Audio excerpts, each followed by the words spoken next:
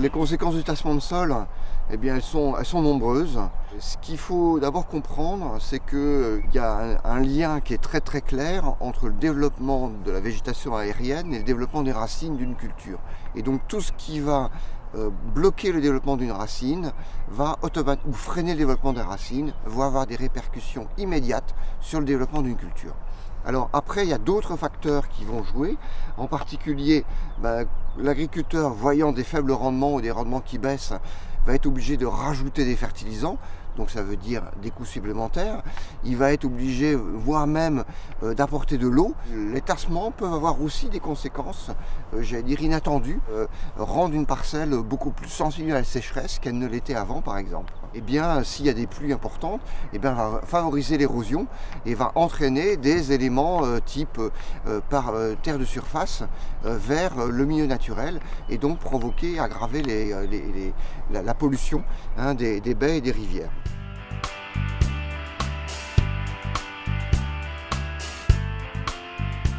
Eh bien, les sols ne sont pas égaux face au tassement de sol, c'est évident. Pour faire simple, il y a trois types de sols. Vous avez les sols limoneux, les sols sableux et les sols argileux. Et il se trouve que les sols limoneux, c'est effectivement ceux-là qui sont les plus sensibles au tassement.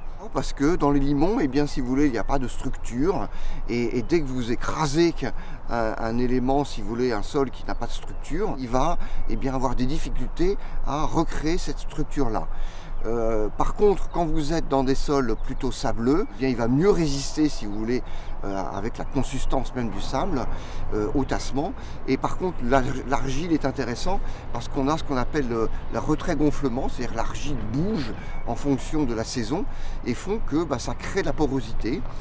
Mais par contre, ce qu'il faut savoir, c'est que la matière organique, est bien là, et pour améliorer, j'allais dire améliorer tout, oui et non, améliore les choses, parce que l'apport de matière organique donne la vie au sol, et donne au sol une capacité de résilience par rapport à ces tassements, parce que la vie qui est créée grâce à la matière organique va redonner de la porosité, et également la matière organique joue un peu comme des millions de ressorts, si vous voulez, dans le sol, et plus vous avez un sol riche en matière organique, plus effectivement ce sol va réagir positivement, si on peut dire ça comme ça, positivement si vous voulez au tassement.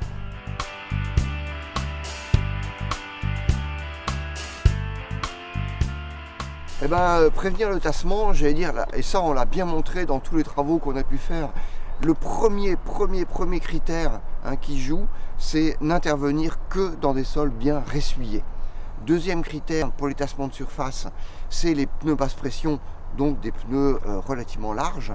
Et le troisième critère, c'est les charges à l'essieu, et donc limiter les charges à l'essieu au maximum. Et les seuils, on dit entre 10 et 12 tonnes de charges à l'essieu. Comment prévenir les tassements? Il y a encore deux méthodes qui peuvent intervenir. C'est tout simplement le télégonflage. Par contre, il y a la surface de roulement qui joue beaucoup et donc en fait essayer de limiter les passages. Et donc une technique qui se développe de plus en plus, c'est de passer toujours dans le même passage et d'avoir par exemple une largeur de travail, je sais pas, à 12, 18, 24 mètres.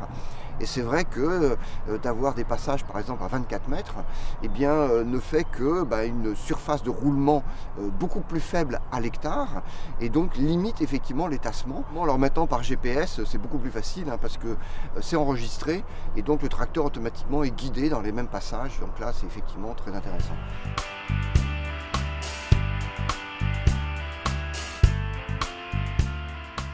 L'option d'avoir le télégonflage pour éviter de tasser les sols et en même temps on gagne un peu de temps et de la consommation parce qu'on a beaucoup moins de patinage dans plusieurs parcelles et plus d'adhérence.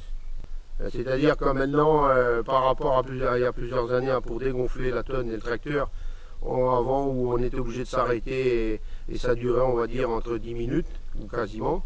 Et aujourd'hui, on peut se permettre de rouler en dégonflant à une certaine vitesse par rapport aux barres demandées, à la pression demandée du tracteur et de la tonne. Normalement, en 2 minutes, on dégonfle quasiment et on va dire quand on dégonfle assez bas, 4 minutes, c'est gonflé. Par rapport à l'ancienne version, on gagne en 10 minutes par rapport à aujourd'hui.